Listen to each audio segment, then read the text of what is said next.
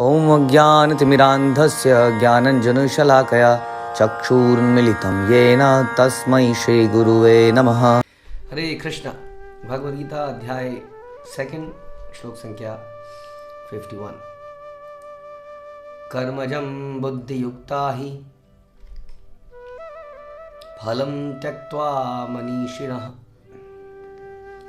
जन्मबंध विनिर्मुक्ता पदम गच्छन्त्यनामयम्। इस तरह भगवत भक्ति में लगे रहकर बड़े बड़े ऋषि मुनि अथवा भक्तगण अपने आप को इस भौतिक संसार में कर्म के फलों से मुक्त कर लेते हैं। इस प्रकार वे जन्म मृत्यु के चक्र से छूट जाते हैं और भगवान के पास जाकर उस अवस्था को प्राप्त करते हैं जो समस्त दुखों से परे है। काफ़ी सारे सिद्धांत इसमें आ रहे हैं। तो बता रहे हैं कि कुछ बता रहे हैं बड़े बड़े ऋषि मुनि भक्तगणों के बारे में जो अपने आप को इस संसार के जन्म चक्र से छुड़ा लेते हैं। बहुत सारे संसार में सभी लोग एक्चुअली में जो भी थोड़ा सा भी एनलाइटेंड है वो इस जन्म मृत्यु से छूटना चाहता है। इस जन्म मृत्यु के चक्र से वो छूटना ही चाहता है, क्योंकि सब जानते हैं कि ये बहुत बड़ी समस्या है किसी भी पथ का व्यक्ति हो। लेकिन वो इतना तो जानता ही है कि इस संसार में जन्म मृत्यु है और इस संसार के बियॉन्ड कोई ऐसी एक जगह है, पता नहीं कौन सी। कुछ लोग उसको स्वर्ग मानते हैं, शास्त्र बताते हैं वो स्वर्ग बिल्कुल नहीं है। स्वर्ग, नरक, पितृलोक, ब्रह्मलोक, इन सब से बाहर का वो जगत है जहाँ पर जन्म मृत्यु नहीं है। तो वहाँ पर कैसे चले जाते हैं वो बता रहे हैं इसमें, उसके जाने का तरीका, कौन लोग जाता है।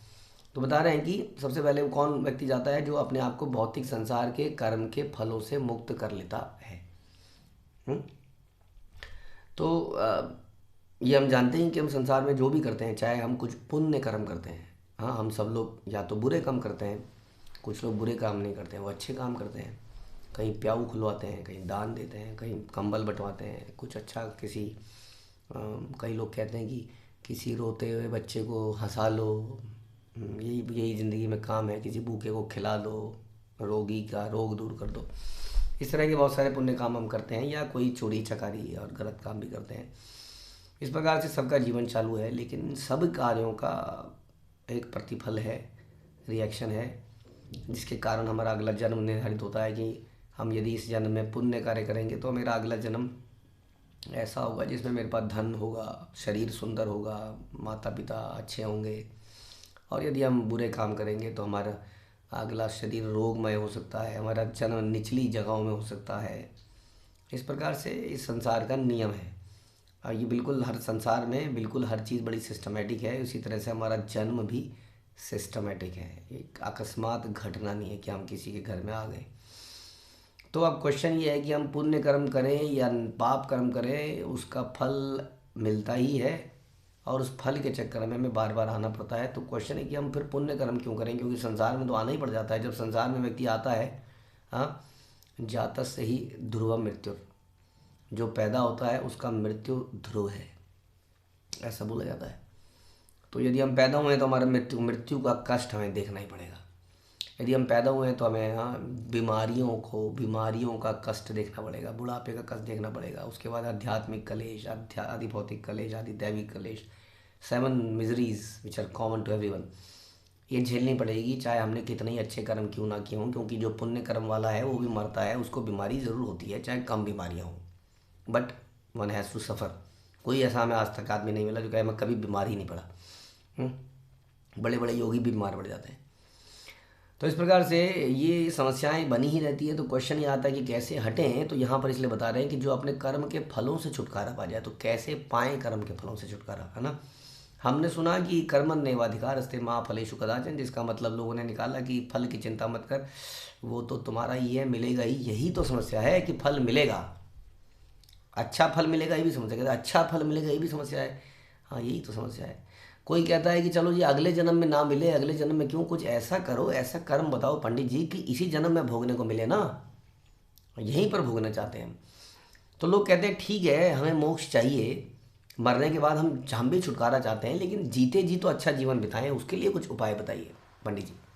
हाँ, कि जब तक हम जीवित हैं तब तक हम आनंद से जिएं और मरने के बाद मोक्ष कर लें। जैसे कि धर्म अर्थ काम और मोक्ष का यही मतलब है कि हम कुछ ऐसे धार्मिक कार्य करें जिससे कि हमें धन धान्य मिले और फिर हम इंद्रिय सुख प्राप्त करें काम, और इस प्रकार से इंद्रियों को तृप्त करते करते करते हम हमारी मृत्यु हो जाए और हम इस संसार में जन्म मृत्यु से छूट जाएं।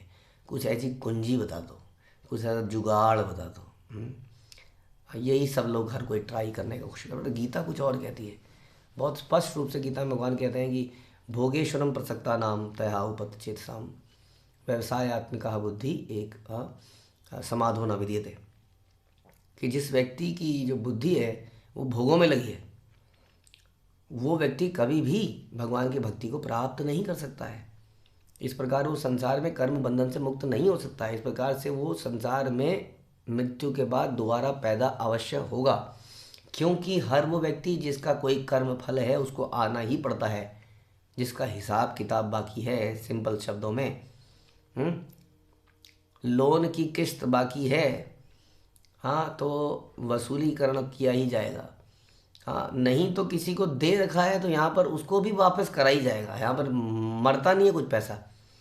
यदि हमने किसी को दिया भी हुआ है माना, हाँ, आउट ऑफ जो हमने बोला पुण्य कर्म, उसको लेने के लिए भी आना पड़ेगा, उससे कई गुना और मिल सकता है वापस।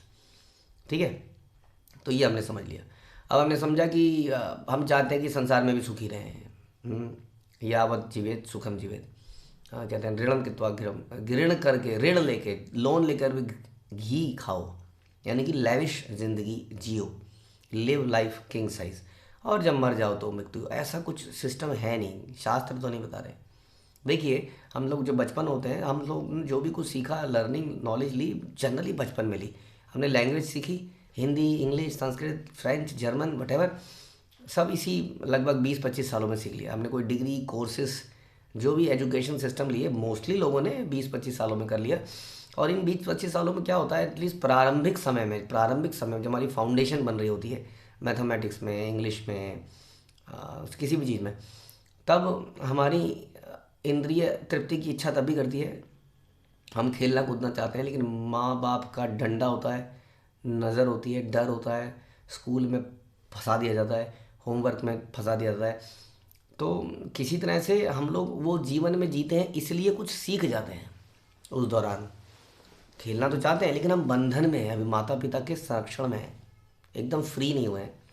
और जब व्यक्ति फ्री हो जाता है, जैसे कई बार आदमी की शादी हो जाती है, तो अक्सर मोस्टली लोग 90% लोग शादी के बाद कोई कोर्स करना इज़ वेरी डिफ़िकल्ट। क्योंकि बहुत सारी इंद्रियों का सुख तो पहले से भी था, लेकिन पहले स्वतंत्रता नहीं थी, अब बहुत रिलेटिवली बहुत स्वतंत्रता है। अब हम इंजॉय करना चाहते हैं। अब इंजॉयमेंट के साथ हम कोई लर्निंग नहीं ले पाते, कोई तपस्या नहीं कर पाते, कुछ सीख नहीं पाते। ये तो हमारा इस जीवन में भी एक्सपीरियंस है। इसलिए हम 20-25 साल में ब्रह्मचारी आश्रम में सारा ज्ञान ले लिया जाए, this the best thing to do, और फिर उस ज्ञान के आधार पर रिमेनिंग 25 साल बिताए जाए। बट ऐसा होता नहीं है। एनीवे, तो हम ये कहना चाह रहे थे कि जब हम इंद्रियों को संयम में लाते हैं तभी हम कुछ लर्निंग ले सकते हैं, तपस्या कर सकते हैं। उसी तरह से जब हमें ये जो हम सीखना चाह रहे हैं भगवान की भक्ति, ये भी एक नॉलेज है, ज़बरदस्त नॉलेज है, out of the world knowledge है, इसके लिए भी हमें कुछ संयम में रहना पड़ेगा। हाँ, अब 20-25 साल में अगर इसको सीख लें तो बेस्ट है। अब हमारी उम्र निकल गई, मान अब क्या करें, तो हमें भी वैसे ही जीवन बिताना पड़ेगा जैसा कि एक स्टूडेंट लाइफ का जीवन होता है, which is disciplined. That's what a disciple is known for. Disciplined life जीनी पड़ेगी फिर से एक बार। इसलिए कई लोग भक्ति में नहीं आ पाते हैं आफ्टर सम टाइम, क्योंकि फिर से उसी back to basics, back to school, very difficult. समय, उठने का समय, सोने का समय, खाने का समय, पूजा का समय, इसका समय, उसका समय, तो लोग करना नहीं चाहते हैं, क्योंकि बड़ी मुश्किल से तो छूटे थे इससे, स्कूल से, कॉलेज से, पढ़ाई से, मुसीबत से। But again, if you want to learn something, want to practice something, तो हमें ये करना ही पड़ेगा, क्योंकि भगवान ने बोला भोगेश्वरम प्रसक्ताम। यदि भोग करोगे तो ये नहीं सीख पाओगे। हाँ, यही तो हम अपने बच्चों को भी बताते हैं कि बेटा मूवी देखेगा, वेट, कुछ साल रुक जा बेटा, उसके बाद देख लियो। हाँ, रेस्टोरेंट जाएगा, मूवी जाएगा, रुक रुक रुक, हम उसको सिखाते हैं, हम भी ये सिखाते हैं अपने बच्चों को। लेकिन स्वभाव हम ये सोचते हैं कि जो भक्ति है ये कोई नॉलेज नहीं है, ये कोई प्रॉपर एक ट्रेनिंग का प्रोसेस नहीं है, ये तो बस चलते फिरते दीपक दिखाना है और करना क्या है। It is not so simple, it is very difficult actually. The most complicated knowledge, more difficult to know Difficult to practice actually. To know it is simple, but to practice it is difficult because we have become complicated. तो इसलिए इसको करने के लिए हमें क्या करना पड़ेगा, हमें व्यवसाय आत्मिका बुद्धि एकः कुरु नंदनम, कि हमें अपनी बुद्धि को फोकस्ड करना पड़ेगा, हाँ, उस चीज़ को प्राप्त करने के लिए, तब होगा एकः कुरु नंदनम।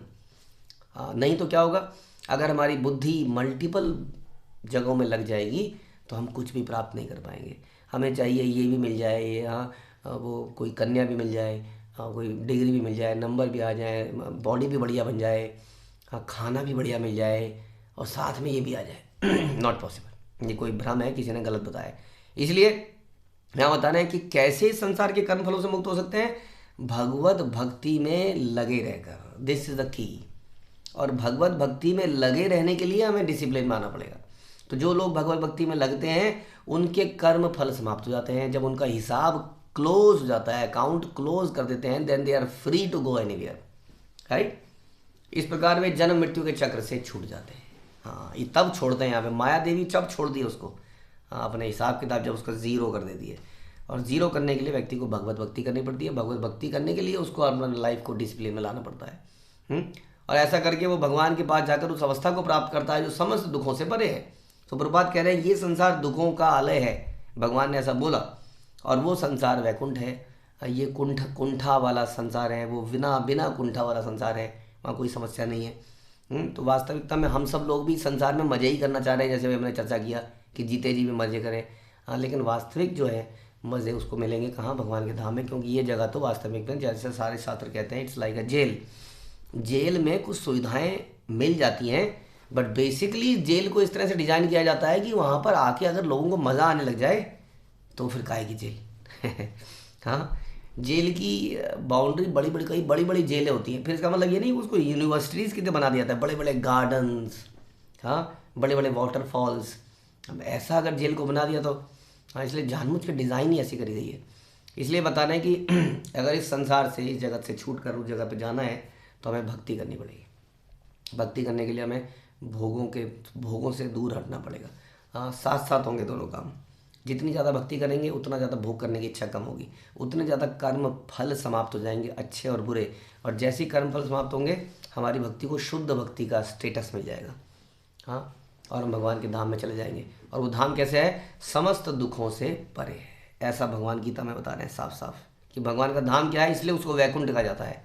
हाँ, इस श्लोक में कि समस्त दुखों से वो परे है, उस जगत में हम जा सकते हैं। गच्छन्ति अनामयम बता रहे हैं। तो और साथ में प्रभुपाद बता रहे हैं कि ये प्रोसेस बड़ा मुश्किल है सारा, जैसा अभी हमने चर्चा करा।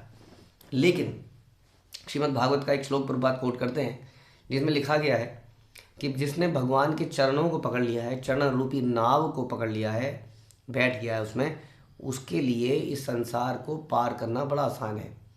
हाँ, कैसे आसान है बता रहे हैं, इतना आसान है जैसे कि एक गाय का जो खुर होता है, उस खुर में जो पानी इकट्ठा होता है उसको टापने के लिए जितनी, हाँ, मतलब कि समझ लीजिए 2-2.5 इंच, 3 इंच, 4 इंच, उसको पार करने के लिए जितना कष्ट है, आदमी, एक बच्चा भी उसको पार कर सकता है वास्तव में।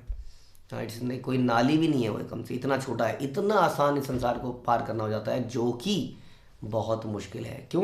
क्योंकि पदम पदम, हाँ, यद विपदाम न तेषाम। इस संसार में पद पद पर विपदा है। परम पदम, उस परम पद को जो प्राप्त पकड़ लेता है वो इस संसार से मुक्त हो जाता है जहाँ पर पद पद पर विपदा है, और बड़ी आसानी से हट जाता है, उसको कोई मुश्किल भी नहीं आती। तो ये बता रहे हैं। तो इसके लिए हमें भक्ति करना पड़ेगा। ऐसा कौन करता है? ऐसा वो करते हैं जो कि कौन है, बड़े बड़े ऋषि मुनि, बड़े बड़े भक्तगण इस प्रकार से करते हैं। तो हमें भी उन्हीं के रास्तों को चलना चाहिए। महाजन ये न पथा सगंधा। हाँ, तो हमें भी उसके, भगवान कह रहे हैं ऐसा कि बड़े बड़े लोग, बुद्धिमान लोग ये करते हैं। और साथ में प्रभुपाद कह रहे हैं इसमें जो बताया गया बुद्धि, जो कई बार हम सुनते हैं भगवद गीता में कि बुद्धि योग या बुद्धि में लगकर, तो बुद्धि का मतलब बुद्धि युक्ता। प्रभुपाद कहते हैं बुद्धि युक्ता या कर्म, ये सब भक्ति योग का ही अलग अलग नाम है। क्योंकि कर्म योग मतलब ऐसा कर्म जिससे योग हो, भगवान से कनेक्शन हो, क्या है?